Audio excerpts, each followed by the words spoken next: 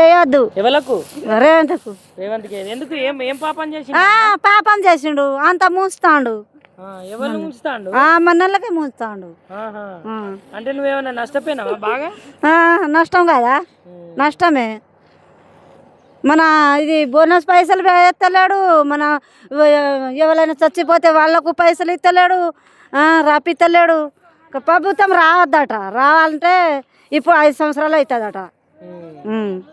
మరి కేసీఆర్ సార్ ఏం చేసిండమ్మా మంచి పని? మాకు చేసిండు పని, చేసిండు. మాకు ట్యాంకి కట్టించిండు, మాకు నీళ్లు మంచిగా సౌలత్ ఇచ్చిండు. ఇప్పుడు ఇళ్ళల్లో సదా నీళ్ళే వస్తలేదు. అయ్యో, ఇప్పుడు మిషన్ భగీరథ పేరు మీద కేసీఆర్ సార్ నల్లలు వస్తలేవా మరి? ఇప్పుడు వస్తలేవు సరిగా. ఇప్పుడు పెద్ద నల్ల సుత వస్తలేదు, ట్యాంక్ నుంచి సరిగా వస్తలేదు. కేసీఆర్ వస్తే మంచిగా మాకు మంచి సలవత్ ఉండే. మరి ఇప్పుడు ధాన్యం కొంటారా అమ్మ? మరి ధాన్యం ఏం ధాన్యం? అదే వడ్లు మొక్కజొన్నలు కొంటాండ్రు కానీ మన అది బోనస్ పైసలు పడతలేవు. మరి పింఛను పెంచుతా అని చెప్పింది కదా, మరి పెంచలే. అదే 2 ఏళ్ళు ఇస్తాడు కేసీఆర్, ఇచ్చిందే ఇస్తాడు. 4 ఏళ్ళు ఇస్తా అన్నాడు కేసీఆర్.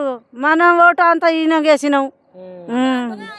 మరి ఇప్పుడు నీకు నెలకు 25,000 నెలకు 2,500 రూపాయలు ఇస్తాను అన్నాడు కదా, ఇయ్యలే కదా.